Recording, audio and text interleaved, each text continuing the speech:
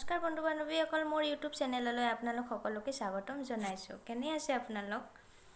মই আজি আপোনালোকৰ ওচৰত এটা বিশেষ কাৰণত আহিব লগা হ'ল। সেইটো হ'ল চৰকাৰী আৰু বেচৰকাৰী এই দুটা নাৰ্ছৰ ভিতৰত আপোনালোকে কিবা ডিফাৰেঞ্চ থকা বুলি ভাবে নেকি? আপোনালোকৰ ভাবে নে নাভাবে এইটো মোৰ কমেণ্ট বক্সত জনাই দিব প্লিজ। কিন্তু মোৰ মতে, মই ভবা মতে, মোৰ ভাৱধাৰণা অনুসৰি চৰকাৰী আৰু বেচৰকাৰী যিয়েই নহওক কিয় সকলো নাৰ্ছ সদায় একে।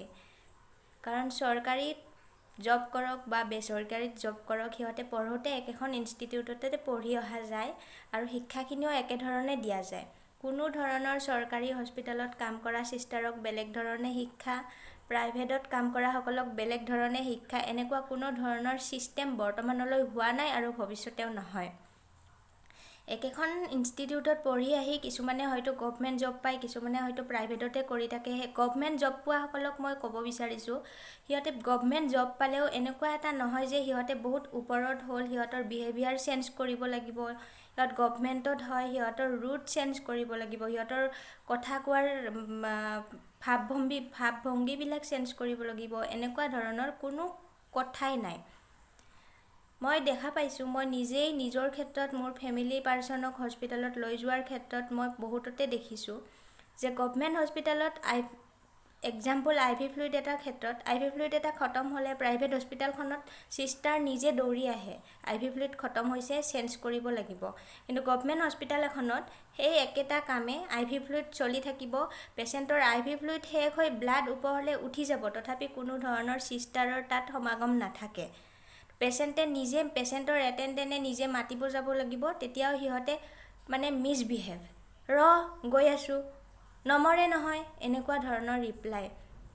তো ময়ো এজনী ধাত্ৰী হয়, মই এজনী ধাত্ৰী হিচাপে সকলো ধাত্ৰীলৈ মই অনুৰোধ জনাইছোঁ, কোনো ধৰণৰ ধাত্ৰীয়ে যাতে এনেধৰণৰ কাম ভৱিষ্যতে নকৰে। কাৰণ আপোনালোকে কি ভাবে, চৰকাৰীত বেলেগ কেয়াৰ, প্ৰাইভেটত বেলেগ কেয়াৰ, এনেকুৱা ধৰণৰ কোনো ধৰণৰ ডিভাইড কৰা যোৱা নাই। আপোনালোক নিজে নিজে ভাবি লৈছে যে আমি গভমেণ্টত হয়, প্ৰাইভেটৰ সকলেহে বেছিকৈ কেয়াৰ দিব লাগে, গভমেণ্ট হস্পিটেলৰ চিষ্টাৰে বেছি কেয়াৰ দিব নালাগে, এনেকুৱা ধৰণৰ কোনো ৰুলছ ৰেগুলেশ্যন নাই আজিলৈ।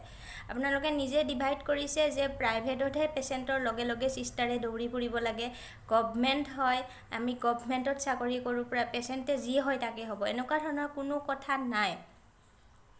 আপোনালোকে এনেকুৱা ধাৰণাবিলাক মনৰ পৰা আঁতৰাই দিয়ক। প্ৰাইভেট হস্পিটেল এখনত পেচেণ্টে যি ধৰণে কেয়াৰ লয়, পেচেণ্টৰ যি ধৰণে কেয়াৰ লোৱা যায়, গভমেণ্ট হস্পিটেলখনতো আপোনালোকে ঠিক তেনেধৰণে কেয়াৰ ল'ব শিকক।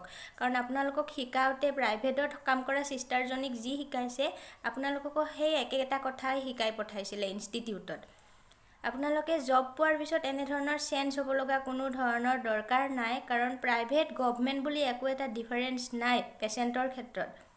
আপোনালোকৰ দৰমহাৰ ক্ষেত্ৰত ডিফাৰেঞ্চ হ'ব পাৰে বা কিছুমান চৰকাৰী ফেচিলিটি, প্ৰাইভেট ফেচিলিটি বেলেগ হ'ব পাৰে, কিন্তু পেচেণ্টক যিখিনি কেয়াৰ দিয়া যায় সেইখিনিত গভমেণ্টৰ কেয়াৰ, প্ৰাইভেটৰ কেয়াৰ বুলি একো ধৰণৰ ডিফাৰেঞ্চ নাই আৰু আনিবলৈ চেষ্টাও নকৰিব। কাৰণ গভমেণ্ট আৰু প্ৰাইভেটৰ ডিফাৰেঞ্চ এইটোৱে, প্ৰাইভেটৰ অলপ খৰচ পাতি বেছি কাৰণে কিছুমান পেচেণ্ট প্ৰাইভেটত খৰচ বহন কৰিব নোৱাৰি গভমেণ্টত যায়। সেইবুলি এইটো নহয় যে গভমেণ্টত আহিছে গতিকে প্ৰাইভেটৰ নিচিনা কেয়াৰ নাপায়।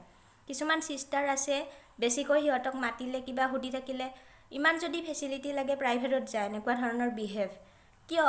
প্ৰাইভেটৰ চিষ্টাৰজনীয়ে যদি পেচেণ্টজনক ধুনীয়াকৈ ব্যৱহাৰ কৰিব পাৰে, ধুনীয়াকৈ কথাখিনি বুজাই দিব পাৰে, আপোনালোকে কিয় নোৱাৰে? আপোনালোকে নোৱাৰাৰ কাৰণটো কি? আপোনালোকেওতো এজনী নাৰ্ছ হয়, গভমেণ্টত যোৱাৰ লগে লগে আপোনালোকতো ডক্টৰ হৈ নাযায়, ডক্টৰ হ'লেও পেচেণ্টক বেয়া ব্যৱহাৰ কৰিব নাপায়। তো পেচেণ্ট সদায় পেচেণ্ট হয়, পেচেণ্ট এজন হস্পিটেলত যোৱাৰ লগে লগে সকলো আপোনাৰ ওপৰত নিৰ্ভৰ কৰে। সিহঁতে কিমান সাহসত সিহঁতে, আপুনি ইনজেকশ্যন এটা দিয়ে, সিহঁতে নাজানে তথাপি হাতখন পাতি দিয়ে। আপুনি কি ইনজেকশ্যন দিব গৈ আছে সিহঁতে একো নাজানে, তথাপি আপোনাক অন্তৰৰ পৰা বিশ্বাসত লয় যে চিষ্টাৰজনীয়ে মোক ভাল হ'বৰ কাৰণেহে ইনজেকশ্যনটো দিছে। সিহঁতে কোনো সংকোচ নকৰাকৈ আপোনাক হাত পাতি দিয়ে আৰু সেই বিশ্বাস কৰা মানুহজনক আপোনালোকে তেনেকুৱা ব্যৱহাৰ কৰে। মই কাতৰে প্ৰাৰ্থনা কৰিছোঁ ভগৱানৰ ওচৰত, ভগৱানে সকলোৰে জ্ঞানবিলাক সমান কৰি দিয়ক নাৰ্ছসকলৰ ভিতৰত।